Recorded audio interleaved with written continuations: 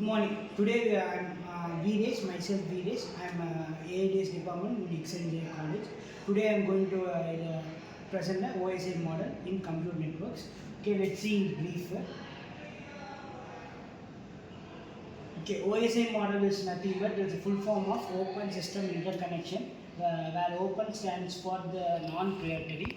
It is a 7-layer architecture. Each layer has specific functionality to perform. Again, next is OSI reference model is developed by ISO. It means International Organization for Standardization in the year of 1984. OSI model provides theoretical foundation for understanding network communication. Let's see brief in 7 layers. Okay, there is a 7 layers of OSI model. First layer is let's see bottom to top. First layer is physical layer, second is data link layer, and third is network layer, and fourth is transportation layer, and fifth is session layer, and sixth is presentation layer, and last layer is application layer. Okay, let's see the data flow in the OSI model. First, let's see application layer. Application layer is create the data, first thing. Again, next physical layer. Physical layer is a data formatted and encrypted. Next, session layer is connection established and managed. Next, fourth layer is transport layer. Data is broken into segment for reliable delivery.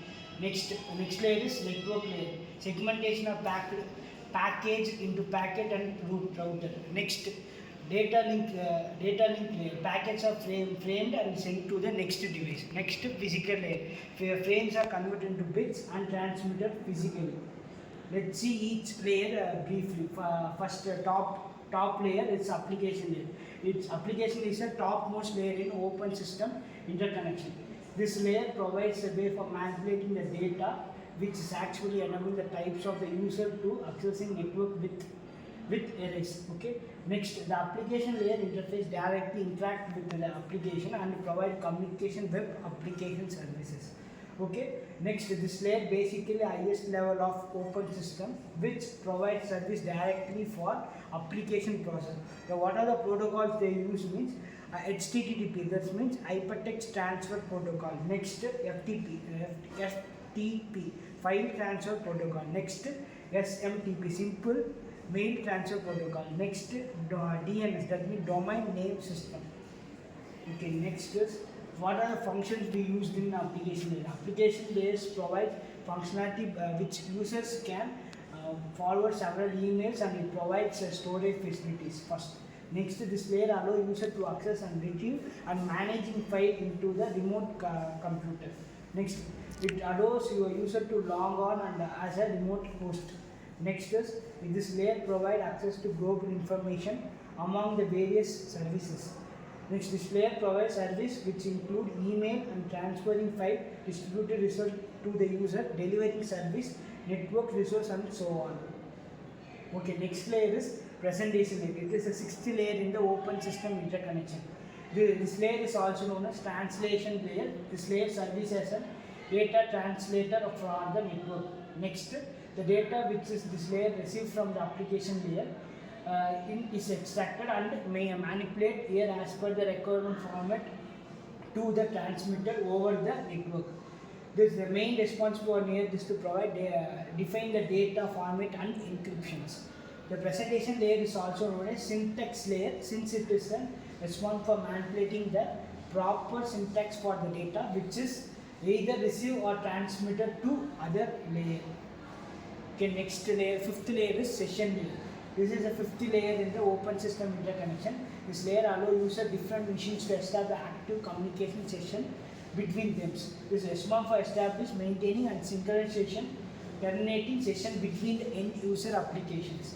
The session layer streams of data received and feather mark, which is then resynchronized properly, and the end of the managing not cut initially, feather data loss is avoided.